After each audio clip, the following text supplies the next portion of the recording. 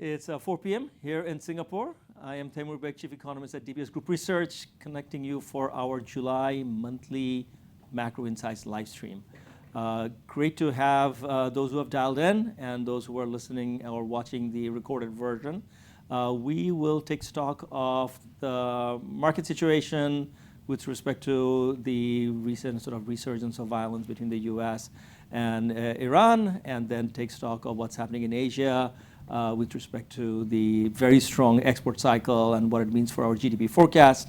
And then we will also talk about market implications, particularly on the rate side. I have with me Senior Economist Chua Teng, Senior Rate Strategist Eugene Leow. Gentlemen, welcome. Thank you. Another month again. Yeah, another month, and it's maybe summer vacation in some places in the world, but there is no respite to interesting developments. Yes. So what I'll do, gentlemen, is go over the outline and do a few slides, and then Teng, you come in and talk about Asia. Yes. And then Eugene, some global rates views. All right. All right, excellent. So let's bring up the slides. I will start by flagging to you the overall outline. So the faltering ceasefire in the Middle East and what that means. I have a few other things to cover, but that's the major part. And then, as already discussed, Teng will talk about Asia's growth and trade landscape, and Eugene will go over the rates picture. Of course, as always, we're happy to take your questions, and there are several ways of you sending in questions during the course of this live stream. You can scan the QR code that's on the screen, which will take you to Pigeonhole, and you get to ask questions. Or if you don't want to scan or cannot scan the QR code, go to dbs.pigeonhole.at, enter the password DBS macro, and that will also take you into the Pigeonhole website. Now, don't worry if you haven't managed to follow those instructions.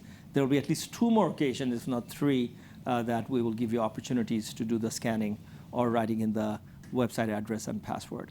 All right, let's get going. I said we will start by talking about the war in Iran, but actually I was misleading because the first 3 slides of this presentation have nothing to do with macroeconomics or rates, but about the ongoing FIFA World Cup. We did a study on the relationship between the World Cup performance, or rather FIFA ranking, and economic performance 8 years ago. Just like that, I have now had 8 years at DBS, and it is round 3 of a World Cup within my stay at DBS. So I went ahead and updated some of the charts we did 8 years ago. And first thing is to look at how Asia, we are doing this out of Singapore, so let's keep our perspective on Asia and football for a second, how Asian countries have done in terms of FIFA ranking over the last 3 decades. So this is going all the way back to 1998 and then bring it to the 2026. So over the last 3 decades, not good at all. You have had in the last 3 decades former Soviet Union countries or communist bloc countries emerge as soccer powerhouses. So 30 years ago, there was no Croatia to talk about, but now Croatia is a country that does extremely well, semifinals in the last World Cup and final in the previous World Cup before that. So from that perspective, what has happened to Asia is Asia has sort of ceded its ground while a bunch of countries in Central Asia, Eastern Europe have come up. Latin America and Western Europe have always been very, very strong. So 3-decade performance, Singapore is the worst, has lost 67 places in FIFA rankings over the last 3 decades. And Philippines is the best, gone up about 40. But this is all relative. Neither Philippines nor Singapore at the top or the bottom of this analysis are serious football teams in the world rankings, all below 100. We'll show you a little more granular information about that in a second. And then everywhere in between, fairly disappointing. China, multi-billion-dollar program started about a decade ago to take the country toward World Cup entry and then sort of the top-tier world status. So far, the performance has been actually the opposite. China has slipped even further. And even Taiwan, Indonesia, Malaysia, countries where there's fairly large population who follow football, have enthusiastic attendance in tournaments, actual performance very poor. Australia, I would say, is the only country in this region that has had a sizable improvement in ranking. and be consequential. So their 11-point ranking is far more consequential than Philippines' 40-point jump. And then there is Japan, which has, of course, been pretty good. Korea, I'm surprised by the finding. That is actually was a stronger ranked country 30 years ago than now. Now, just like many other economics and finance-related analysis, this is like one way of looking at it. Let me show you a slightly different way of looking at it. All right, same data set, but now we only look at the performance of Asian countries since the 2016 World Cup, 18 World Cup. So 2 World Cups in between, 8 years, what has happened? This picture is a little more promising. While Taiwan, India, Philippines are sort of slipping, China as well, so which is disappointing, particularly Philippines, when you saw in a 3-decade horizon they had improved, but actually recently they have slipped a lot. India, again, they have a professional league now, but nothing happening. Ranking keep on slipping. But Southeast Asia, things are actually pretty promising. Whether it is Indonesia or Malaysia, Thailand, or Singapore, there's actually been a tangible improvement in positioning over the last 8 years. So I'm going to ignore the first slide of the last 30 years dismal outlook and be more fixated or focused on what has happened in the last 8 years. Hopefully, 4 years from now, when we do it again, there'll be even better performance in ranking improvement, whether it is Singapore or some other ASEAN countries. Final slide on this issue is the relationship between per capita income and the FIFA rankings. As you can see, on the vertical axis, we have basically the log of real per capita GDP in 2025, and on the horizontal axis, we have the 2026 FIFA ranking. This shows that you can be a very wealthy country in Asia or a very poor country in Asia and still have very bad football ranking. So wealth does not necessarily translate into better football ranking. Just look at the state of Singapore, Taiwan, Hong Kong. They're all doing extremely well economically, but football-wise, not much. But then again, you have the Japan, Koreas, Australias, which do provide some hope that investing in infrastructure and as economic prosperity takes place can also help improve football performance. Enough about that. Just final word. I think Spain is taking it all the way. We'll see whether that happens or not. Now, back to more bread and butter. U.S.-Iran faltering ceasefire. 2 weeks ago, when we decided to launch this live stream process, we had the title as a summer respite, and that's it. Because the view was that the ceasefire that had been signed in mid-June between the U.S. and Iran was going to give us a few months of low energy prices and fairly stable global macro. We decided to put a question mark next to that title when we finalized the slides, because now, as we all know, over the last week or so, that ceasefire is more or less over, and there's quite a bit of high-frequency kinetic action between the U.S. and Iran. Very worrisome, because you can see this spreading very easily or escalating very easily. While market seems to be fully convinced that Trump doesn't have the appetite to resume a full-scale war, especially with midterms looming and oil prices being sensitive to what's happening in the Middle East. That's all true. But the moment you start hurling missiles at another country and they start hurling missiles at you and your allies, the risk of things going out of control is very high. And I think Trump has shown a tendency to be very temperamental on this issue. 48 hours ago, there was this assertion that 20% toll would be imposed on ships going through the Straits of Hormuz under the aegis of U.S. military protection.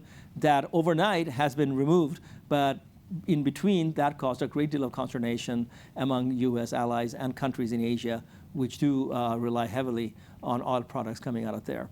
We don't have our energy analyst, Shubhra Sarkar, on this call today, but one thing that I think in the commodity space is going to start focusing on increasingly is the demarcation between the supply of crude energy and refined energy. I think regardless of what's happening in the Middle East right now, the supply of crude oil in particular is ample around the world. Venezuela has increased substantially its production. U.S. shale producers are ramping up production. We have Russia in the fray. We have Indonesia, western coast of Saudi Arabia very much in play. And then many countries in the world have decent strategic reserves. U.S. actually not the case. U.S. strategic reserves have come down substantially, but elsewhere there is.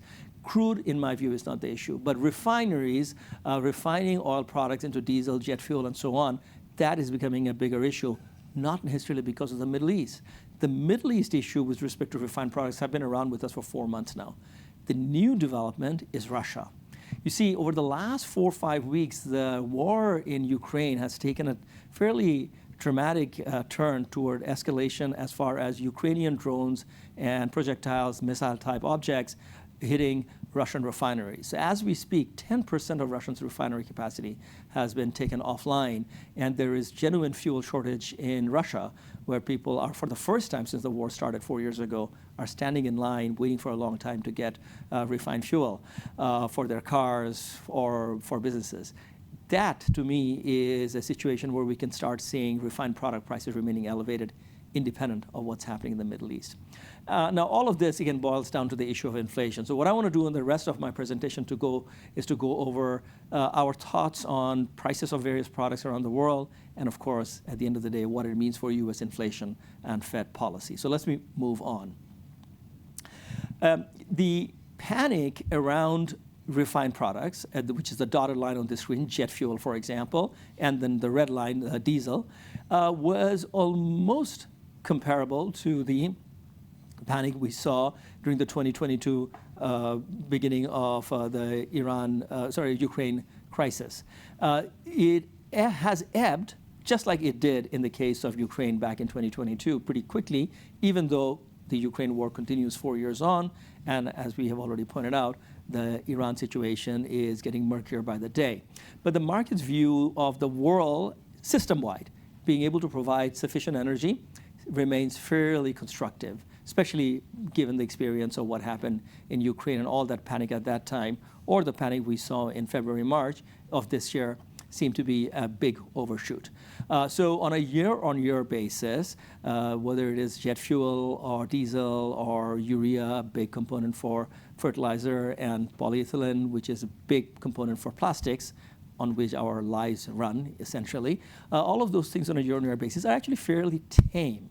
This is not going to be the source of major inflation anytime soon, unless we see significant more escalation or exacerbation around the Straits of Hormuz. So prices have come down a bit. Overnight, we got headline US CPI price data. I'll talk about that in a second. But before I go there, just from a alternative or variety of ways of looking at inflation, I'm going to share with you a few, but one would be the Dallas Fed's trim mean core inflation. And there we can see that the 1 month or 6-month basis, it's begun to come up a bit, but compared to the big bad days of 2020-23, we're nothing like that yet. This would be one of the various ways the Warsh FOMC would be looking at the data as they meet in this month and subsequent months in terms of considering monetary policy. But let's continue with this theme of what's happening to inflation from a variety of price sources. So just now you saw trim mean inflation, monthly data coming from Dallas Fed. Now let's look at from the US Bureau of Economic Analysis, which does the quarterly data on the personal consumption expenditure deflator coming out of the GDP statistic. Now, this is through the first quarter of this year. It doesn't really include much of the Iran-related volatility, just about maybe a few weeks worth of data to cap off the first quarter. And already it is showing the PC deflator picking up quite substantially. I fear that the market probably doesn't pay enough attention to the quarterly data, because just by looking at this, it is a bit worrisome that PC, whether it is excluding or including food and energy, has been fairly elevated even before the full effect of the Iran crisis was priced in the first quarter of this year. But if you go into a higher frequency perspective, how businesses are thinking about prices, they definitely relaxed a lot in the month of June, and in the ISM survey, price indicator metric showed a significant seizing of businesses reporting of price pressure increasing. Still elevated, but significant nonetheless compared to the peak of April and May. Core PCE has been sort of rising fairly steadily at 3.4 right now. I will talk about a bit more about what I think is the threshold for core PCE as far as the Fed is concerned on its monetary policy deliberation. Just wait for a moment, I'm coming to that. But before I go there, let's talk about the overnight development on the inflation side. This is headline. not the personal consumption expenditure one. Headline, urban CPI eased substantially, much more than I actually had thought it would. I was looking at about 20, 30 basis points of disinflation. Turned out to be a good 70 basis points of disinflation. And core inflation on the headline side, taking about fuel and other volatile matters, is also in the mid twos, not like the core PC, which is in the mid 3 range. So I think that if you want to be hawkish, or rather alarmist on the inflation development side, the overnight data would certainly give you a little bit of pause. But if you go back to the quarterly data on the PCE side, monthly data on the PCE side, there's still some room for the hawks left. So it'll be an interesting set of deliberations going forward. Now, one thing that is important, again, from a Fed perspective or our economic analysis perspective, is that what do all these inflation fluctuations mean? You can think about it, what it means for real wages, and we have shared that analysis many times in the past. Today, I'm going to talk about in the context of real interest rate. So if we take Fed funds rate, our forecast is still no change this year, so it stays at 3.75. And then you take the average core PC inflation for 2026, it will be a forecast, but in the past years, we're taking the whole year's average core PCE. Based on that metric, what is happening to real interest rates? Well, with inflation picking up and expectations of rates not moving, then real interest rates go down. So we are thinking about, in 2026, real interest rate being the lowest that we have had in 4 years. So even if the Fed doesn't do anything with respect to monetary policy, monetary conditions are easing. Even if it raises rates by 25 basis points, that would take real interest rate to 0.75, lower than last year. Even if they raise it by 50 basis points, it will be broadly the same as 2025. I'm not sure how many people in FOMC will be using this approach to thinking about monetary policy decision making. I would. In addition to real wages, I think real rates would be an important consideration. By showing the market that the Fed is serious about inflation and raising rates a little bit, would the Fed cause a massive tightening of monetary conditions? This analysis shows the answer is no. It can get away with 25 or 50 basis points rate hikes and not do anything as far as monetary conditions are concerned.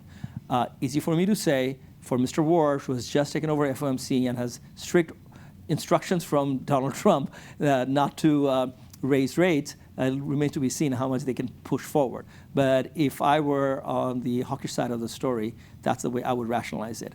I think the political pressure is so big and the appetite to exacerbate a situation in Iran is so much that the energy-driven high inflation narrative is not going to last. And if it doesn't, then maybe, just maybe, the Fed doesn't hike. But my conviction on this is not 75-25, it's more like 55-45. So we'll see. Now, on the inflation watch list, what are the things to keep in? I had alluded to this earlier, that at some point in this presentation, I'll talk about what is the threshold for the Fed. I think the threshold is not that high. We are at 3.4% core PCE now. I think once it goes, or if it goes past 3.5, even the doves in the Fed, and I'm including Warsh in this, although he talks like a hawk, he probably will behave like a dove in my view. But even for that dovish approach, I think core PCE over 3.5 is very problematic. And so therefore we have to watch in the next few months what happens. Given the overnight developments, headline disinflating substantially, core inflation coming down by 0.2, you might also see a dip in core PCE inflation for the month of June. Then in July, what happens remains to be seen. Now, what remains to be seen is not just the war in Iran and inflation coming from energy. We have flagged this earlier. I thought I would bring it back again today. Is immigration, electronics, and tariff-related inflation still loom largely in the U.S., and tariff and immigration inflation are very much a U.S. phenomenon.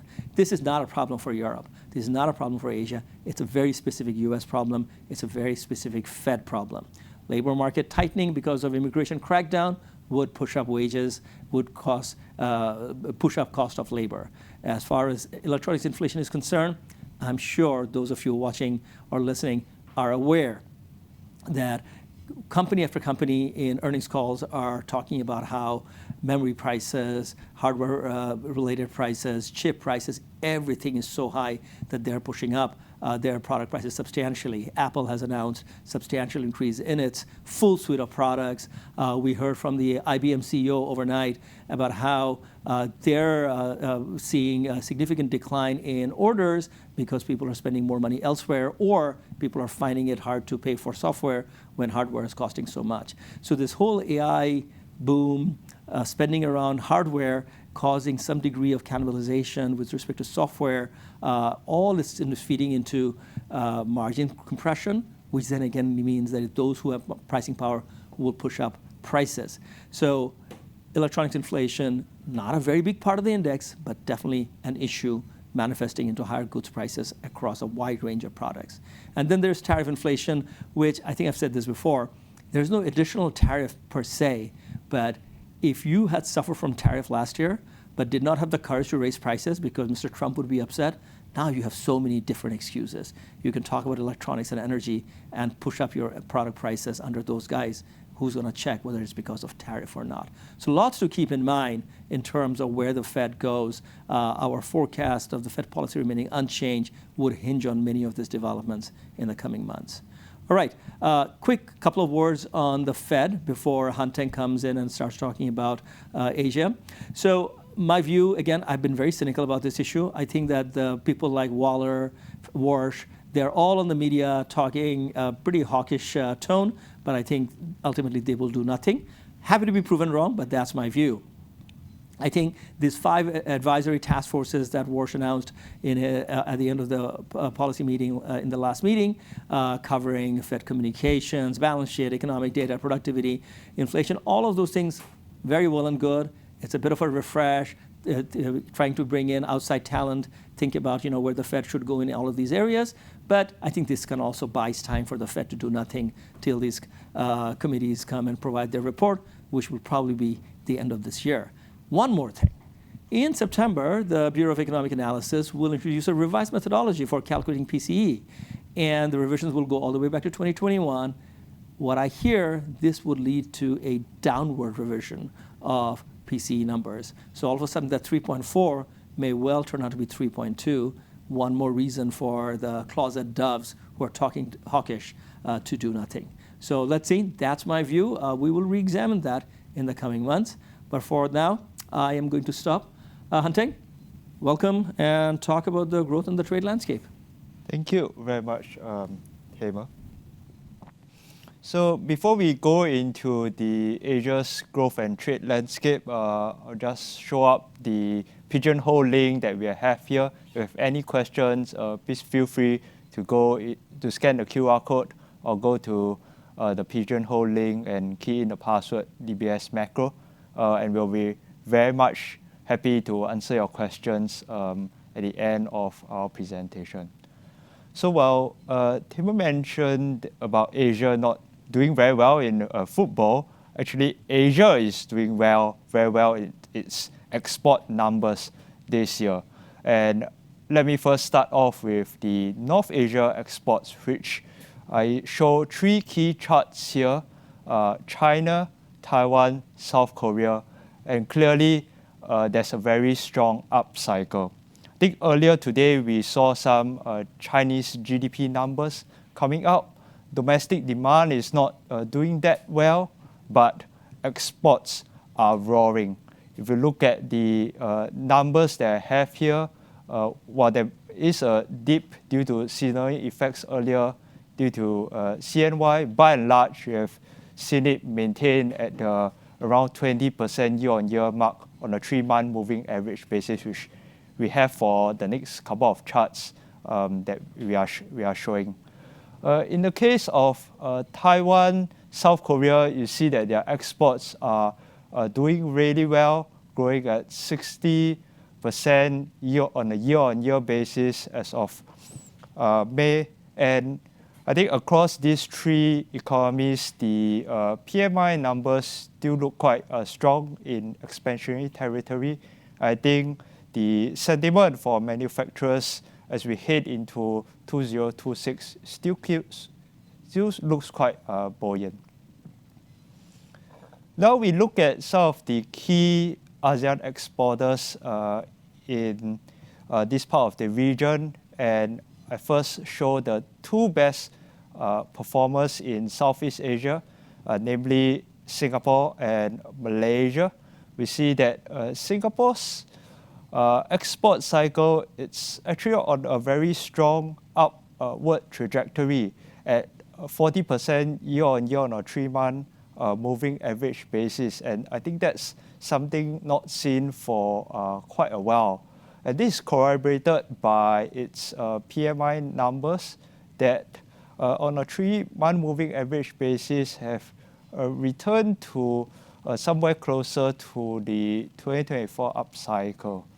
And this certainly looks quite well. Malaysia is doing quite well as well, quite similar to Singapore, with exports up by 40% or so. And for Malaysia, it's one of the countries that amid all these Middle East tensions is benefiting from higher oil and gas prices, allowing that terms of trade improvement. And as a net oil and gas exporter also has benefited from higher gas exports, as I think countries around the world source for alternative countries to buy some of these commodity exports. The other two, let's move into the other two ASEAN exporters. Thailand and Vietnam, they are not doing as good as Singapore and Malaysia, but not poor as well. We are seeing around 20% year-on-year performance across Thailand and Vietnam. And surprisingly, I think these are also countries that are benefiting from the electronic cycle. So let me drill more into the electronics cycle and performance, which I think is the key crux that is driving all these exports momentum in the region, whether it's across North Asia, which is probably for Taiwan, South Korea more exposed to the upstream, whereas but for Southeast Asia, they are increasingly being integrated into the global semiconductor supply chain, and is also benefiting on this front. So now I'm drilling down into the specific electronics categories, and a part of which is talking about the electronics inflation that Temo mentioned earlier, about the increase in memory chip prices, for example, that's driving this growth. But I think volume has been picking up as well. So I think when you look at China, Taiwan, South Korea, that's all doing very well. In fact, I think our economist Ma Teng was just noting that more than half of the strength in South Korea chip exports is actually due to memory chip prices being quite strong. So that's certainly providing a good lift. Southeast Asia key electronics exports are doing quite well. I think Singapore is the leader here. I think partly also related to the memory chips surge that's happening.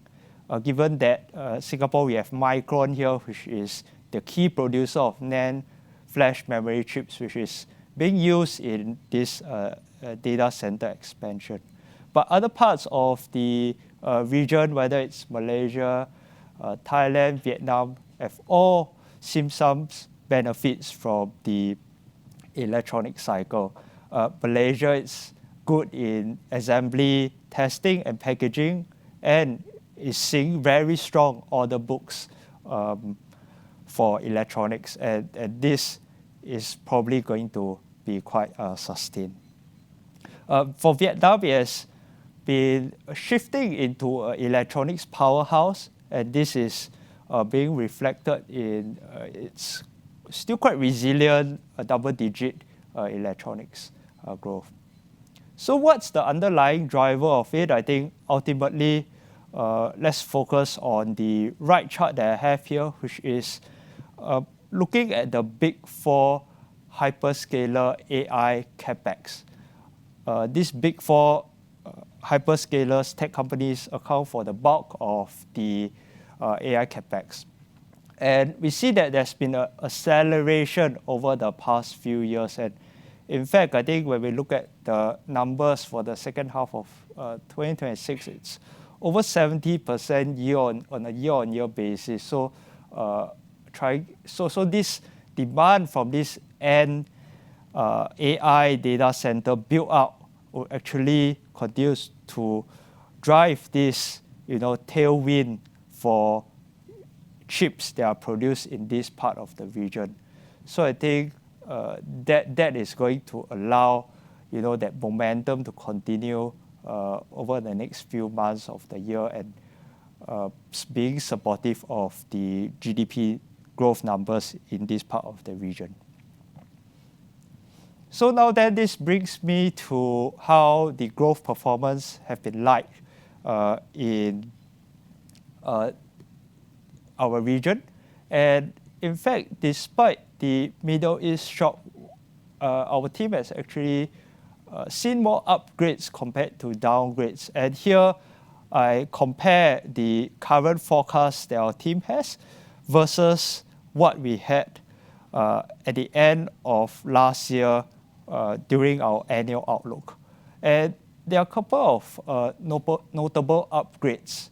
And one will be in North Asia, Taiwan, where I think the first quarter GDP we see very strong expansion due to AI. In fact, Taiwan, I think, is the fastest growing economy in the region, even faster than Vietnam at over 10% year on year in the first quarter. The second notable upgrade that we have in this part of the region is in Southeast Asia, and namely two countries we have here, Singapore and Vietnam. And later I'll show more about how their latest GDP numbers are looking at. But we have made some notable upgrades to their GDP numbers for this year. So Singapore probably come in at over 4%, and Vietnam at around 8%, a sizable increase from what we had at the end of last year. So Singapore and Vietnam, other than China, has released their GDP numbers. And here I would like to track some of the GDP numbers in ASEAN. And here you can clearly see that Vietnam has been the outperformer, recovering quite well since I think the region had a slowdown in 2023. So Vietnam's growth has actually been tracking at around 8% or more over the past few quarters. Very impressive growth. While that is quite impressive, I think what is more impressive is Singapore's growth numbers. It's actually, when we look at the latest advanced estimate that came out of Singapore yesterday, the GDP grew at 5.7% year on year, quite resilient compared to 6.3% year on year in the first quarter. So Singapore is essentially a developed and advanced economy growing at emerging market rates, if you like, even exceeding that of Indonesia, Malaysia, and perhaps poorer performances in Thailand and Philippines.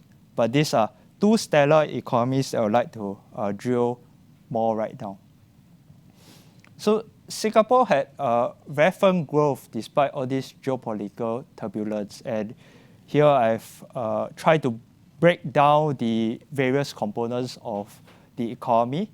And here you see that manufacturing has certainly accelerated in the second quarter, but the past few quarters have been quite strong, offsetting some of the moderation in construction and services. But overall, quite robust numbers. And this is really thanks to the global AI tailwinds and the demand for memory chips and server-related products in Singapore.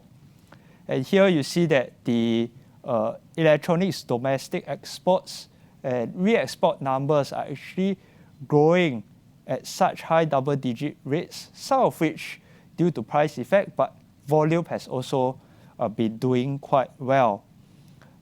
So this is actually helping Singapore's manufacturing sector outperformance, particularly led by the electronic sector. Although there are some parts which haven't been doing so well due to the Middle East tensions, such as the chemical sector. Depending on how the Strait of Hormuz situation goes, there might be a gradual rebound, but we still have to be tentative on that. And on the back on this AI boom, in fact, I think one interesting trend that we have seen is that Taiwan has actually emerged as Singapore's largest trading partner, exceeding that of China. So the right chart here, I list down the Singapore's top 5 trading partners. So Taiwan, China, Malaysia, US, and Hong Kong territory. So Singapore trade with Taiwan actually is growing by triple digits, and this all thanks to the AI trade. As Singapore has been increasingly integrated with the Taiwan AI trade cycle, and is certainly benefiting quite a lot from that. And I think on that front, we are seeing investments that are coming in from Taiwan to Singapore. For example, UMC is expanding its operations here. And I think this integration, deeper integration in the region is helping Singapore. Next, I have Vietnam, which is the other star performer. And Vietnam, very strong growth in the second quarter is actually, in fact, bolstered by export-oriented manufacturing. Electronics has outperformed and offsetting the weakness that we have seen from textile, garments, footwear that's facing some challenges on the tariff side. The second driver of Vietnam's growth is really the construction sector. The fiscal stimulus and public spending that Vietnam authorities are pushing forward to try to improve the infrastructure to continue to attract FDI. Services is also doing quite well. I think given that the export cycle, Vietnam is being involved in the lower end, the assembly part of it, that's having some spillovers to incomes, and therefore I think retail sales continue to be quite resilient even amidst the increased inflation. And lastly, in terms of spending, actually, Vietnam has emerged as a competitive destination in the region in attracting Chinese tourists, and that's helping Vietnam's growth.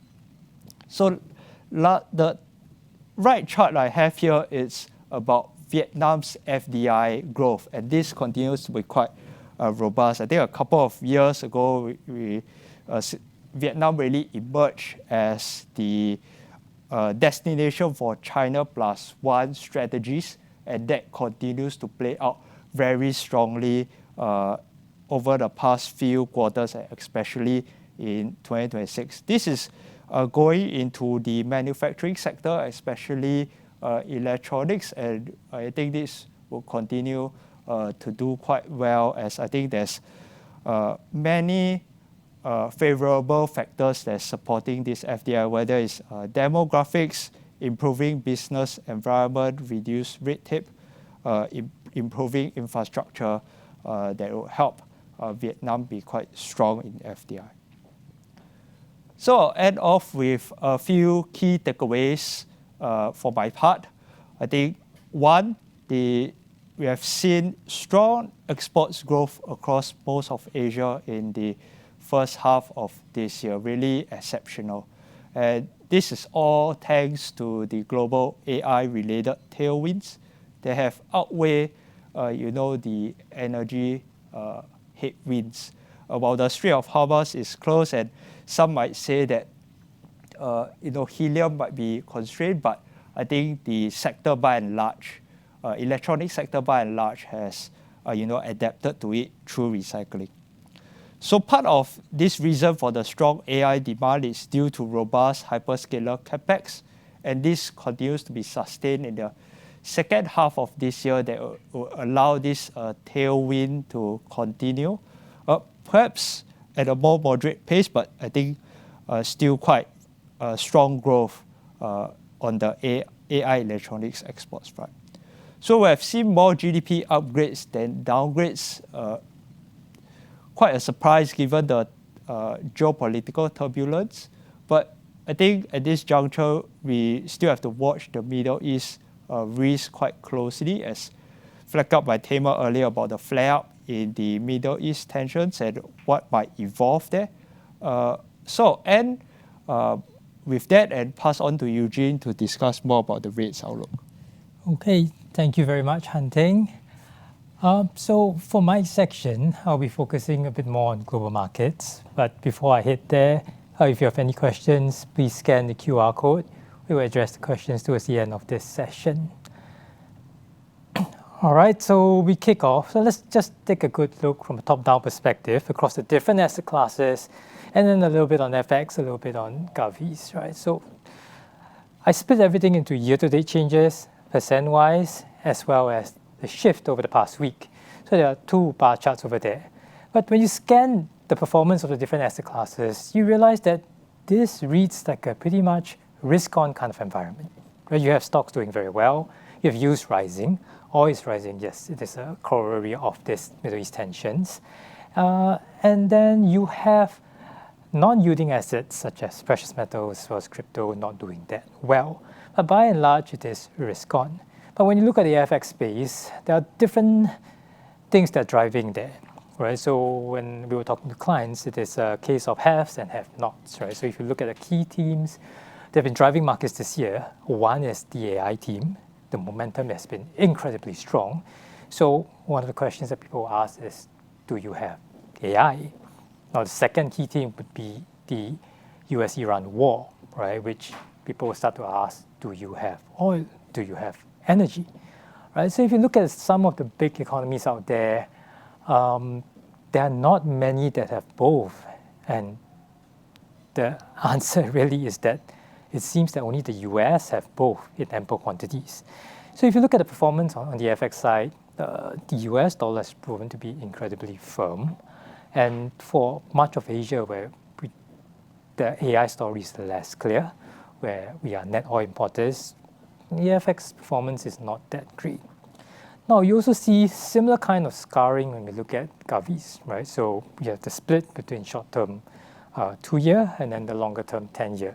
And what you notice is that for those where oil imports are more important, right? They're more reliant. The pressure is really on the front end, right? So higher inflation, higher import costs, and then there's this pressure for central banks to hike. And you see that the pressure materializes largely in Indonesia, in India, and also to an extent Korea. But that is a slightly different picture, right? So for a range of different things, different teams, market performance, but generally still seem to be rather buoyant kind of sentiment. Right, can I have the next slide, please? Yeah, so I was talking about buoyant sentiment, right, and financial conditions. I like to map that against Fed policy. So the red bars are Fed policy, and then the gray line is financial conditions. So if the gray line is buoyant, it means things are doing very well, stocks are going up. And what you notice is that over the past 5-6 years or so, aside from the pandemic, there was only one period where there was major stress on the system. And that was when the Fed was hiking very aggressively in 2022 to combat runaway inflation. Now, you might say, oh, we have Liberation Day last year. Oh, we have the war kicking off in late February this year. But if you look at the stresses that are hitting the markets, they are relatively mild, right? To be fair, Liberation Day hit hard, but it faded very quickly. Now, if you look at the extent of this damage that this US-Iran conflict has done, the damage is very, very minor on the markets. And again, the impact fades quite quickly from a sentiment perspective. Right? So nothing too serious, and if that is the case, then it feels like there is no good excuse for the Fed to cut. Right? It's debatable whether they should hike, but sentiment is very, very buoyant. Next slide, please. Yeah, so what about on the macro front, right? Things look pretty okay on the markets front. What about on the macro front? And I think there was a lot of debate on whether we will go into stagflation, right, when the war kicked off, or we will go into recession, which is also plausible. But we were leaning that towards the point that the economic momentum for the US, especially driven by this AI investment capex boom, is pretty resilient. So if that's the case, and you're having growth closer to 3% and inflation running at above 3%, it feels like we're closer to overheating than anything else. And of course, the whole interaction between overheating, stagflation, or Goldilocks, it changes all the time. And based on yesterday's night, the release of CPI, it feels like we're going back towards Goldilocks again, because again, the threat of imminent Fed hikes have receded. Right? If you have CPI cooling, labor market that is not too hot, then there is a greater tendency for the Fed to be able to hold steady for now. So we are hovering in between the two. It could be that over time, there could be some overheating risk that materialize. The stock market continues to perform exceedingly well. If the capex continue at this amazing pace, then of course we should worry about it.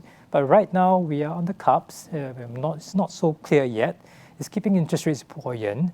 We shouldn't draw a very clear conclusion just yet. Next slide, please. Now, what about the rates front? So over here, I just want to look at the G10 interest rates, and then I want to compare them in terms of rate pricing over the next 1 to 3 years. So the rate pricing side, many of them are pricing rate hikes, which makes sense. Still a bit of lingering worries about inflation, and the economy is still doing okay. Right? But there are some divergences that are appearing, and there are some oddities that are worth monitoring. And the table over there shows that. So 3 different columns. First one is current settings, right? Is the policy setting too loose or too tight? 0 is very, very loose. 10 is very, very tight. And I would just like to flag that from this perspective, the Fed is very, very loose, right? So that's one point.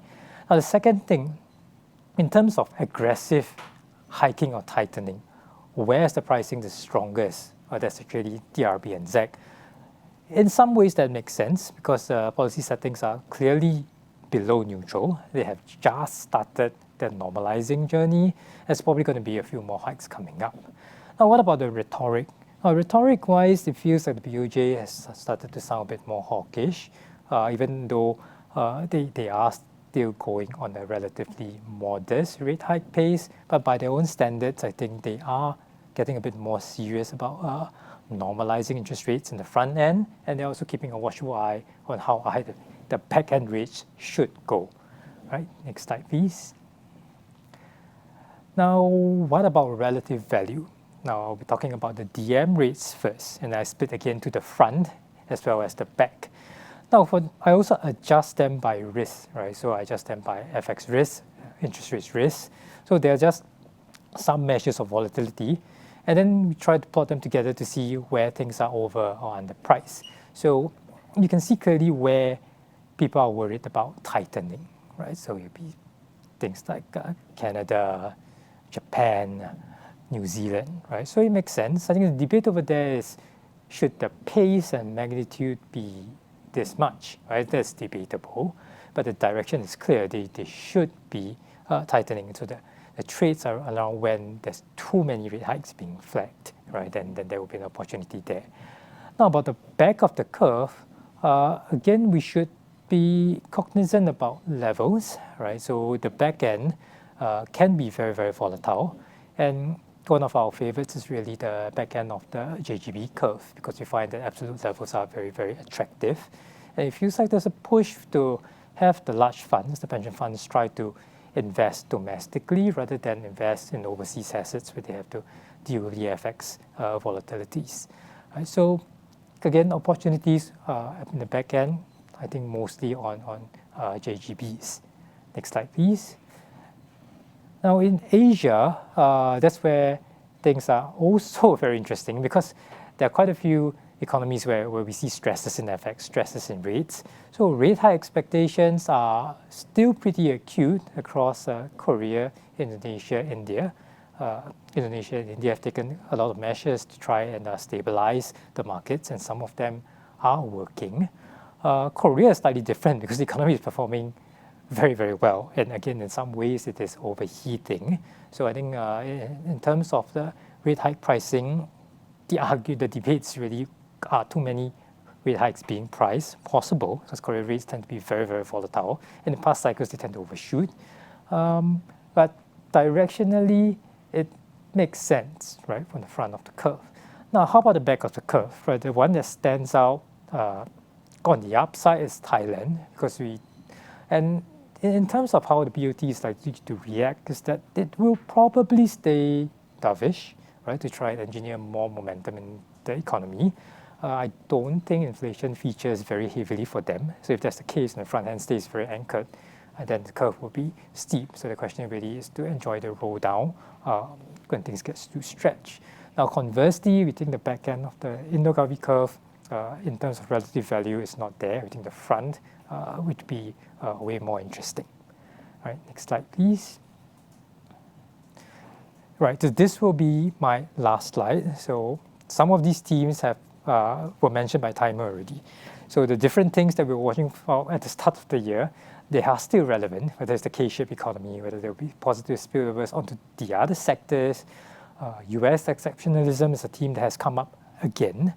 Fed independence, I think it is still there. We shouldn't be too concerned about it. The oil prices, and not just oil prices, how about crack spreads, distillates, all these things are important as well. So the war seems to have restarted in the Middle East, so something to watch out for. And of course, the task force that Wash has set up, right? We'll know what all these things mean towards the end of the year. Next slide, please. All right, so my section is done. Over to you, Timer. Very good, Eugene. There are some questions for you Okay. coming in a second, but now let's just put up the Pigeonhole Q&A on the screen. We have the first question actually for Teng. Teng, you can spend an hour answering this question. What is the monetary policy outlook for Southeast Asia? But I'm giving you 3 minutes. 3 minutes? Okay. I think I have to make some considerations on this front. I think we can split to those have moved with tightening and those that haven't.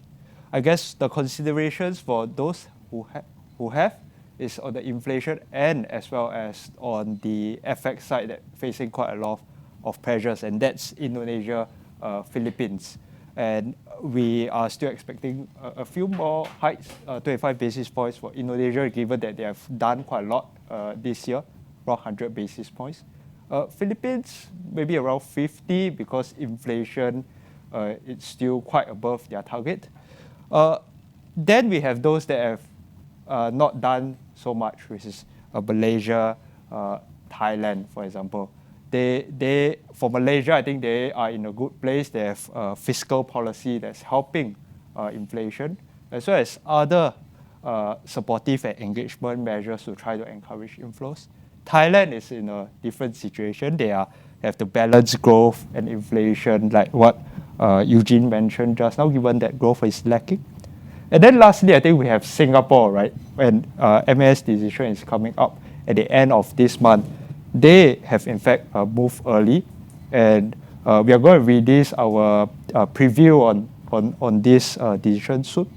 I think our stance is that actually monetary policy, given that they have moved in April, is in a good position to deal with any modest increase in inflationary pressures. So Teng and Eugene, I'm going to bring you in this discussion as well.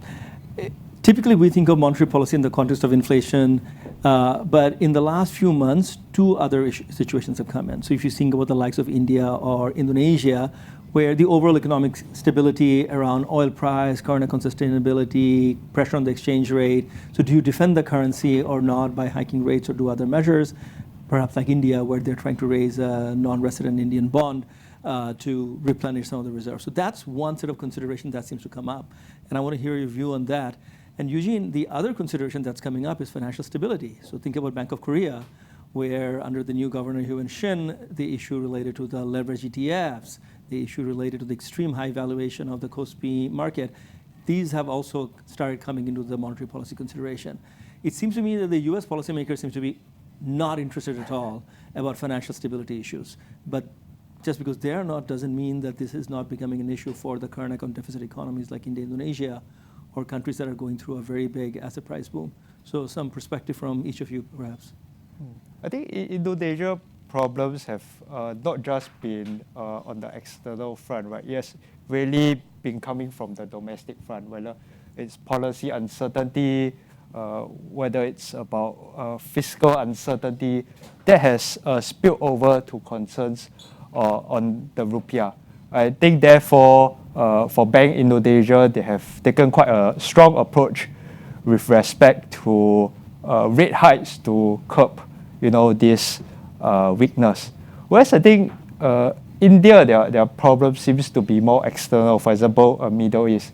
Therefore, allowing them to take a more measured approach. As well as I think inflation is coming off from a low position below target now, now moving up. So therefore, I think that's why there's a difference why India took a more measured approach, maintaining the policy rate, but taking some prudential approach on the flow side. Right, there was no ratings downgrade hovering over India, which was in the case of Indonesia. Yes. Eugene? Yeah, so the Korea issue is really interesting because the leverage ETFs hit at a point where there was so much optimism on the AI cycle, and Korea is front and center of where the bottleneck focus is, and that's really memory chips. Right, so we also got the ADR listings of one of the big memory chip makers. So I think the issue is that Korea's financial markets tend to be a lot more volatile, whether it's on the won or on the rates. And recall a few years ago, we had the project finance issue in Korea as well, and that really stressed money market rates for some time. So I think financial stability is an unspoken mandate for all central banks, and perhaps more overt for those who have experienced this kind of volatility before. Right. But Eugene, you'll remember that in the case of Korea, the monetary policy is always compromised by the fact that there's a huge amount of household debt outstanding. Yes. And hence, they have like a permanent subprime crisis. Can't raise rates because then all sorts of products, mortgages, bank balance sheet, household balance sheet, all come under jeopardy. I think this has been a big source of sort of chilling monetary policy decision-making in the past. Under this new governor, Shin, who, by the way, has been on Kopi Time in our podcast, I think that they will not be as paralyzed by the fear of household debt because wealth creation has also been substantial. So I think that fear that the moment rates go up, the entire house of cards will come falling down, I think should be always contextualized around the income situation. Income growth is substantial. Koreans are much richer today than they were 2 years ago, and their ability to manage their portfolios should be okay, and therefore one should not worry so much about banks. So my view is that under Shin's leadership, Bank of Korea would be more proactive and hawkish than it has been in the past. Yeah, and I think that there are some instances to try and split out redistribute the AI windfall, right? So I think the fiscal policy can also play a big role in it, so that it won't be too concentrated. Right? And unlike Taiwan, in Korea, we have seen the Samsungs of the world have agreed to their unions to pay up substantial more dividend. Yes. Right, indeed. Speaking of that, there's a question for me. And given that we're at 4:59, maybe that'll have to be the last question. And again, I can just like Teng, I was joking that he can take an hour for the monetary policy question. I think I can take a whole day out of this question because this question is, what are the downside risks facing the AI boom? I think all we can say, given that we only have 60 seconds to talk about this, is that 2001, what was the downside risk around the dot-com boom? Massive amount of money went into sectors where at one point the market realized that the valuation versus the real cash flow or real income was not aligning, and then we saw a brutal sell-off in the markets. In fact, those of you who don't remember, NASDAQ took about 15 years to go back to its highs. So only in the mid-2010s did NASDAQ go back to its 2001 level. So the higher they go, the harder they fall. Every time markets go away from fundamentals, there are always some arguments that this time is different. This is a different boom. Let's just not get so exuberant. In fact, we're in the irrational exuberant part in some extent. But by the way, the market does correct. In the case of Korea, we've already seen correction from the exceptionally high levels. Still very expensive, but certainly not as high as it used to be, about 20% down from its absolute peak. In the US, overall, NASDAQ, S&P might be very high, but within the NASDAQ, substantial amount of rotation. In fact, some of the financial stocks have done better than AI-related stocks in the last 6 months. So robust economy, yes, but intra-market rotation adjustment, very, very likely as far as the AI boom and likely some bust around that is concerned. I think generally speaking, market sentiments, overall economic fundamentals, debt narrative on the private sector side is far more constructive now than it was 25 years ago. So I think the systemic implication of an AI bust or downside, I think, is somewhat less, simply because the overall narrative is a bigger one. Amount of money going in, real money going in, is substantial, and the dividend would play out over years. We're not going to reach a point tomorrow where we think that this whole thing has been a big miss. That's not going to happen. So lots to cover next month. So just pause for now and say goodbye to everybody. Everybody stay safe, stay healthy. Teng, Eugene, thank you very much for joining me today. And until next time, goodbye.